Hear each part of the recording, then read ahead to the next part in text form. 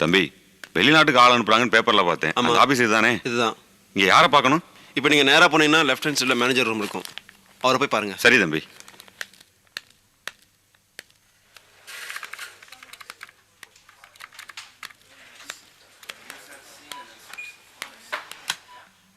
Sir, உள்ள வரலாமா? வாங்க.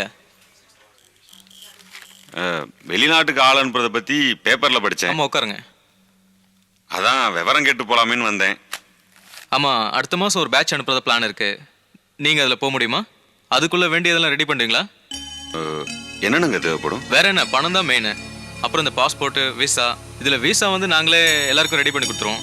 பாஸ்போர்ட்டுக்கும் நம்ம பையன் இருக்கான், ரெடி பண்ணி கொடுத்துருவோம். நீங்க ஃப்ளைட் டிக்கெட்டு மற்ற செலவுக்கு தான் பணம் ஏற்பாடு பண்ணணும்.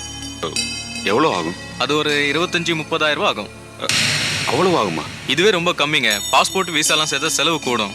இது லேபர் வேலைங்கிறதுனால கம்பெனிலே எல்லாருக்கும் விசா ஏற்பாடு பண்ணிட்டாங்க. நான் சொல்றது ரொம்ப குறைச்சலான அமௌண்ட். ஏற்பாடு பண்ண முடியல. சிரமம்தான், இருந்தாலும் ஏற்பாடு பண்ணித்தானே ஆகணும். சார், கொஞ்சம் குறைச்சிக்க முடியுமா? ஏன்னா ரொம்ப கஷ்டப்பட்டுக்கிட்டு இருக்கேன். குறைக்கவா? இது என்ன கத்திரிக்காய் வியாபாரமா? இல்ல எனக்காக கேக்குறேனா? டிக்கெட் காசுங்க, கமிஷன் அது இதுன்னு குறைச்சா கூட 25,000 ரூபாய் இல்லாம வெளிநாடு போறதை பத்தி யோசிக்க முடியாது. சரி சார், ஒரு சின்ன சந்தேகம். என்ன சந்தேகம்?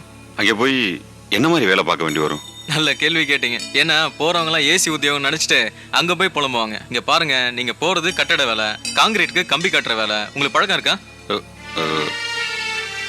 அது வந்து பழக்கம் இல்லைனாலும் பழகிங்க. ஏன்னா நல்ல கம்பெனி, பேப்பர்ல பாத்திருப்பீங்க. காசை வாங்கிட்டு ஏமாத்திட்டாங்க, வெளியூரில் தமிழர்கள் தவிப்பு, பெரும்படி வாங்கினாங்கன்னு கதை கதையா கேள்விப்பட்டிருப்பீங்க.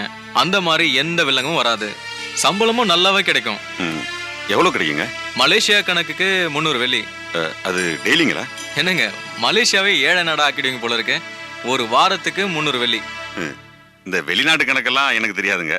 நம்ம இந்திய ரூபாய்க்கு மாசம் எவ்வளோ கிடைக்குன்னு சொன்னீங்கன்னா நல்லா இருக்கும். வாரம் 300 வெள்ளினாக்கா நம்ம ஊர் ரூபாய்க்கு 10,000 12,000 ரூபாய் வரைக்கும் கிடைக்கும். என்ன, எவ்வளவு நாள் அங்க இருக்கிறது? திரும்பி வரப்ப கையில எவ்வளவு பணம் இருக்குன்னு கணக்கு போறீங்களா? கனவுலாம் அப்புறம் கண்டுக்கலாம் சார். முதல்ல போய் பணத்தை ஏற்பாடு பண்ற வழியை பாருங்க. என்ன சார் யோசனை? பணம் புரட்டுறது கஷ்டமா?